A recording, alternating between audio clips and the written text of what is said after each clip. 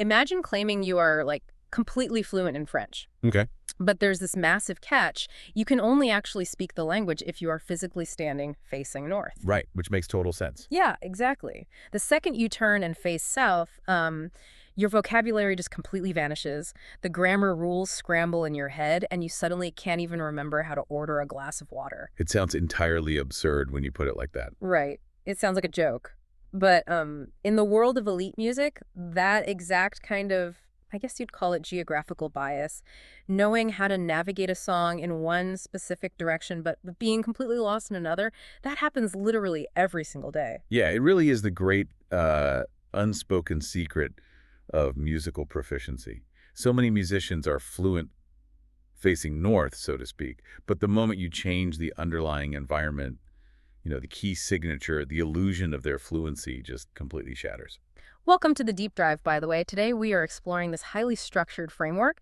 It's called the set method. Yeah, the set method. It's a system developed by an alto saxophonist, and its entire purpose is to just obliterate that directional bias. It's basically a roadmap to achieving absolute, undeniable mastery over sight reading and playing music in all 15 key signatures. And we've got a really fascinating stack of sources to unpack for you today. We have the creator's detailed written guide, which breaks down their entire philosophy. It's so detailed. Oh, incredibly.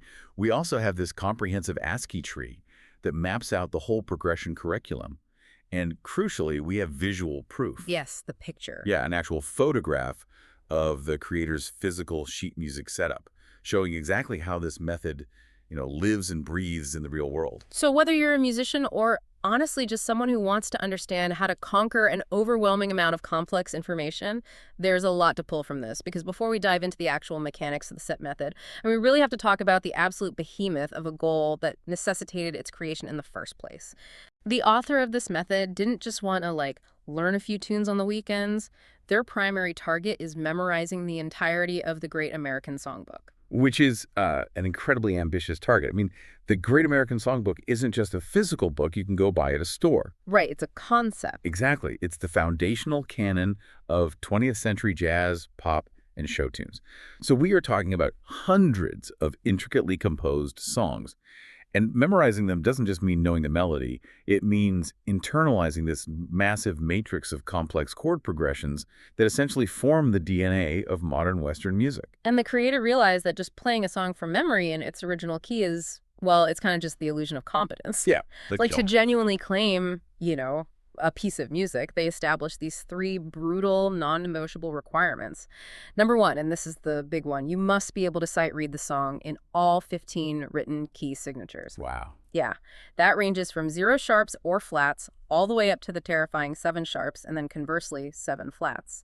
And just to clarify the mechanics here for you for a second, you might be wondering, why are there 15 key signatures to read if there are technically only 12 distinct notes in Western music? Right, that confused me at first. It's because of something called enharmonic equivalence. Okay. So, for example, a C sharp and a D flat sound exactly the same to the ear.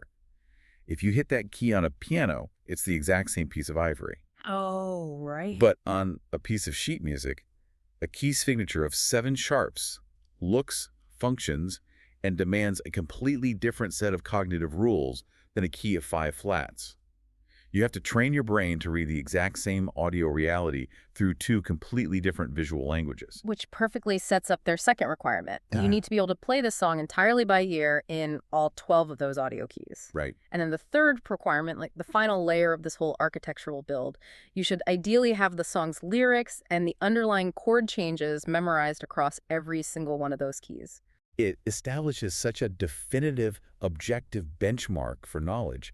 I mean, in so many professional and creative areas of life, we rely on context clues or muscle memory to just fake our way through things. Oh, for sure. We completely mask our blind spots. We do.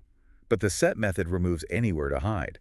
The sheet music does not lie. You either possess the cognitive bandwidth to process 7 flats in real time, or the music just stops. So to process that staggering volume of data, the method relies on a highly rigorous physical setup. And I find this so fascinating because, in an era where literally everything is digital, the core of this learning process is deeply tactile. Exactly. The author notes that when they're out performing live gigs with bands, they absolutely use an Android tablet for their music scores. Which makes sense. Yeah, a backlit screen is incredibly practical on a dark stage, but performance is not learning. Right. For the heavy lifting of actually building new neural pathways and internalizing these complex rules, the digital tablet totally fails. They rely entirely on physical paper. They use these massive 4-inch binders because when you are encountering a new piece of information that really challenges your brain, you need to physically interact with it. Yes, So you need to highlight the anomalies. You need to scribble notes in the margins to warn yourself about a tricky interval or something. You need that spatial memory of where a note physically sits on the page. Yep. So for every single song they learn, and they specifically pick songs that fit onto a single printed page, they print out 15 physical copies, one for each key signature. And the organizational logic of how those 15 pages go into the binder, I mean, that is the absolute beating heart of the set method. It really is. It's curated based on this principle of mathematical symmetry. They always start with what they designate as key 00. Right, the baseline. Right, the key of C major or A minor, which contains 0 sharps and 0 flats. That page gets printed first and is placed in its very own sheet protector at the very front of the section. But then they introduce the pairing system. Every subsequent key is paired strictly by its total number of accidentals. And an accidental is just the music theory term for a sharp or a flat. Right, exactly. So the creator takes key 01, which has exactly 1 sharp, and they place it back to back in a sheet protector with key 02, which has exactly 1 flat. Okay. Then key 03 with 2 sharps goes back to back with key 04 with 2 flats. And this exact mirror image pairing continues all the way through the entire binder. The visual proof provided in the sources illustrates this beautifully. It's an actual photograph of the physical sheet music for the classic tune, Rockabye Your Baby, with a Dixie melody. Oh, yeah, I loved seeing that picture. When you look at the photo, the binder is laying open. On the left page, you see keys 01, which is G major, governed by its 1 single sharp. Right. And on the right page, you're looking at key 02, F major, governed by its 1 single flat. They are perfectly balanced visually. Yeah, the symmetry is really striking. And as a quick aside, the creator actually included a really fascinating overlay on this image detailing their software stack. They are entirely utilizing open source tools, Shotcut, GIMP, Notebook LM, and an operating system called pop.os, GNU Linux. Which is so cool. It shows they aren't just downloading a random app. They are actively engineering their entire environment from the ground up to support this massive undertaking. It's a brilliant, personalized ecosystem. But the physical binders and the open source tools only matter because of the absolute rule that governs them. And this is the core of it. Yeah. When you sit down to practice a song, you are strictly required to practice the 2 keys that share a sheet protector during the exact same practice session. You play the 1 sharp, and immediately you flip it over and play the 1 flat. Right. Okay, wait. Practicing a sharp key and a flat key in the exact same sitting. That sounds like a recipe for absolute cognitive whiplash. It really does. I mean, if I'm learning a complex new set of physical and mental rules for how a sharp key operates, wouldn't it be vastly more efficient to just focus on that? Like, let my brain consolidate those specific rules for a week, master the sharp key, and then introduce the inverse flat key later. Why force the brain to jump between completely opposing rule sets in the same hour? Well, because if you separate them, you instantly fall victim to the exact geographical bias we talked about at the very beginning. Oh, interesting. You will start facing north and refuse to turn south. In music pedagogy, there's a heavily documented phenomenon. Musicians naturally favor sharp keys over flat keys. Wait, really? Why is that? Why would the brain even care if the symbol looks like a little hashtag or a lowercase b? It comes down to our early learning environments and how we actually process sequence. When you first learn music theory, you usually learn by adding things. You start at 0, and you learn the key with 1 sharp, then 2 sharps. It feels like simple addition, which the human brain just loves. Furthermore, on many string and wind instruments, the physical ergonomics of playing early sharp keys actually feel more intuitive to the hands. Ah, I hadn't thought about the physical hands. Yeah. Because of this early comfort, musicians naturally spend way more time practicing in sharp keys. They create this lifelong neural rut. The flat keys, which conceptually feel more like subtraction, become an annoying chore that gets pushed to the end of the practice session and eventually skipped entirely. So the set method is essentially this structural cage designed to prevent your brain from taking the path of least resistance. Precisely. By forcing yourself to study the sets as paired groups, playing the sharp key and its corresponding flat key in the exact same session, you're completely overriding that bias. Wow. You're forcing your brain to distribute its cognitive energy equally.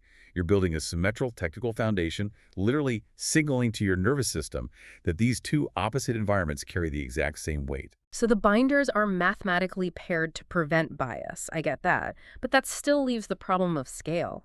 I mean, flipping through a 4-inch binder of 15 keys for a single song is incredibly daunting. How do you actually walk that path without burning out on, like, day 3? You do it through strict, non-negotiable progression tiers, which the set method calls supersets. Supersets, right. This is a curriculum framework that absolutely demands prerequisite mastery. You must fully internalize every paired set in your current superset before you are permitted to turn the page to the next tier. The structure here reminds me so much of how modern video games design their skill trees. Oh, that's a good comparison. Yeah, you don't just wander into the final boss arena on level 1. The game forces you through a starting zone to automate your basic skills. The author calls their starting zone Superset 0, or the inner ring. Right. This encompasses the keys ranging from 0 to 2 accidentals. You have set 0 as your baseline, then the 1 sharpoon flat pair, and the 2 sharp 2 flat pair. And you cannot leave that inner ring until your execution is basically flawless. You are building the foundational muscle memory.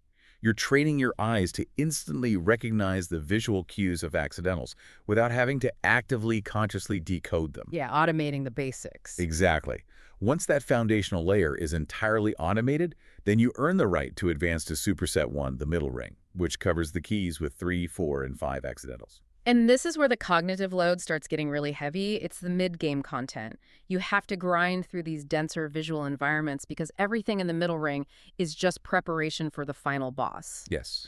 And the final boss of the set method is Superset 2, the outer ring. Superset 2 is where the true architectural mastery is forged.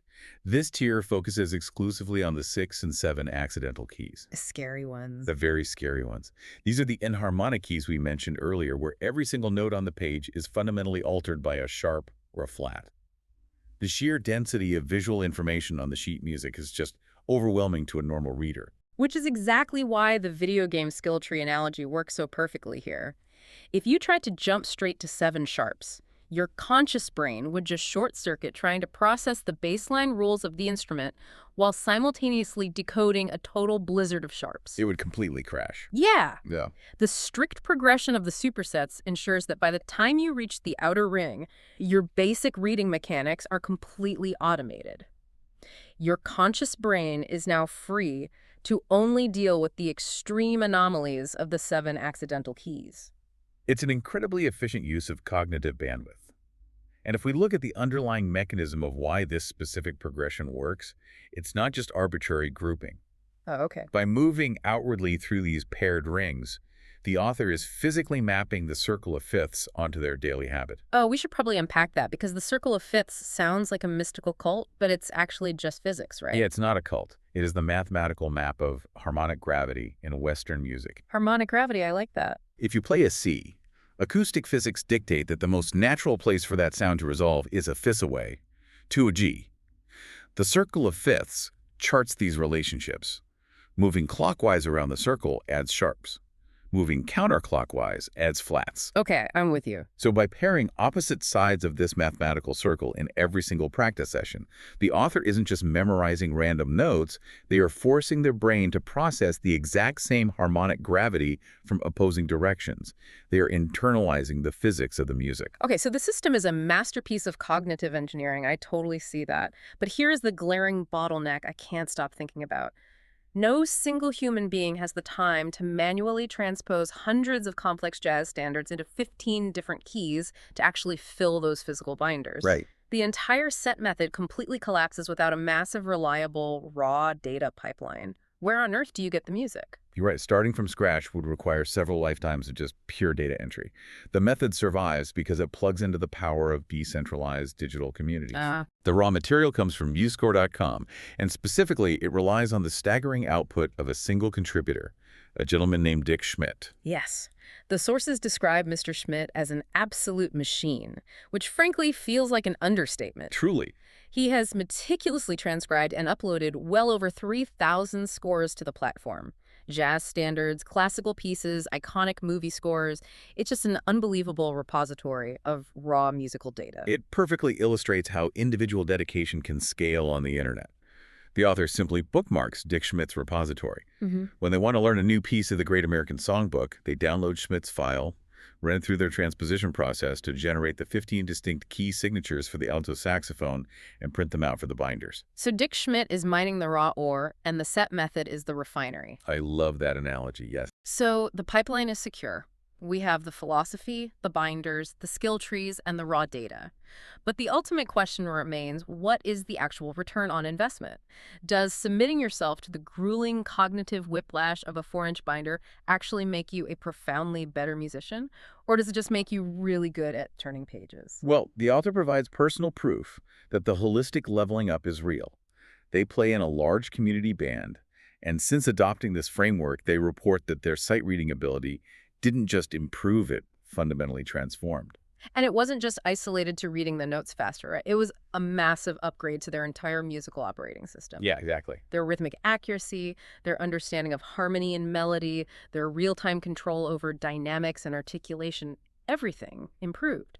Because when your brain is conditioned to process the chaotic gravity of 7 flats in your living room, sight reading a community band piece in 2 sharps just feels like reading a children's book. That's the beauty of it. You've over-engineered your capability to such a degree that normal performance becomes effortless.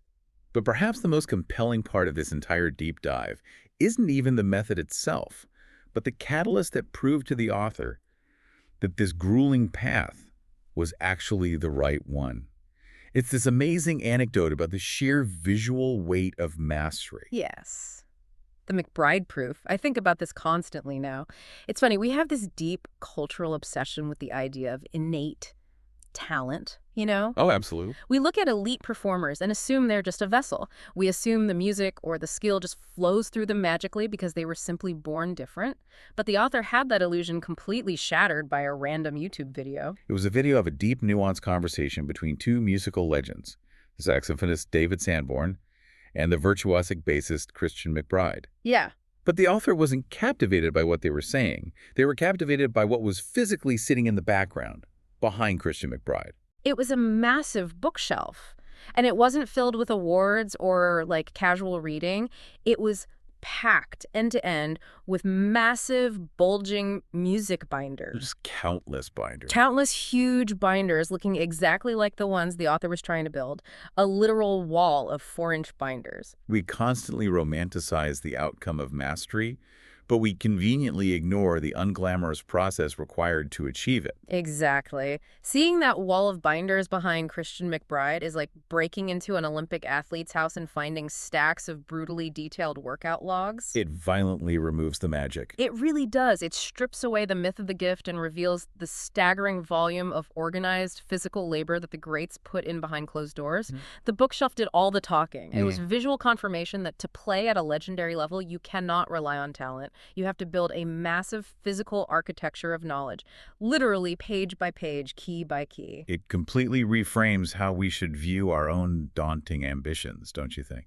The said method proves that mastering a mountain like the Great American Songbook in 15 keys isn't some mystery reserved for geniuses. It is simply a symmetrical, achievable progression. You start at 0. You bind the sharp and the flat together to kill your bias.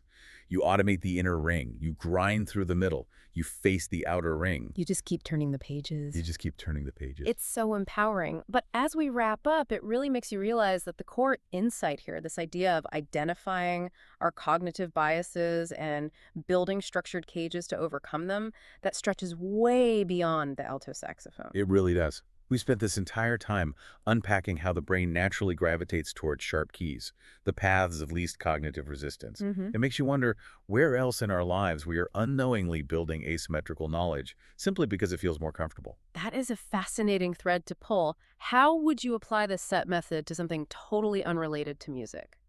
Well, think about the core mechanism, forcing yourself to practice opposite rule sets in the exact same sitting to build structural symmetry. What happens if we apply that exact paired method to, say, our information diets? Oh, wow. We all have our cognitive sharp keys when it comes to the media we consume or the political opinions we All hold. right, the stuff that's easy to agree with. Exactly. What if every single time you read a deeply polarizing piece of analysis that perfectly confirmed your existing worldview, your left-wing or right-wing bias, you mandated that you could not leave that practice session until you read a comprehensive, intelligent argument from the exact opposite perspective? Wow. So reading a sharp and a flat back to back, Precisely. not letting your brain consolidate the bias before introducing the opposing gravity. And to be clear to everyone listening, we're not endorsing any specific political viewpoints here, just completely exploring the concept of how we process information. Exactly, just looking at the mechanics of it. Could that kind of disciplined, paired consumption create a similarly unbreakable, unbiased cognitive foundation in how we view the world? If a 4-inch binder can force a musician to achieve absolute objective fluency, perhaps a similar architecture of force symmetry could make us a little more objectively fluent in reality. The mountain of mastery is always steep, but if you are willing to confront your weaknesses equally with your strength, it is entirely scalable. It's all about how you build the binder. It really is. Thank you so much for joining us on this deep dive. We hope it gave you a completely new lens on how to organize your own overwhelming ambitions. Pay attention to your own geographical biases, embrace the heavy lifting of the paired sets, and keep exploring the edges of your own curiosity. We will catch you next time.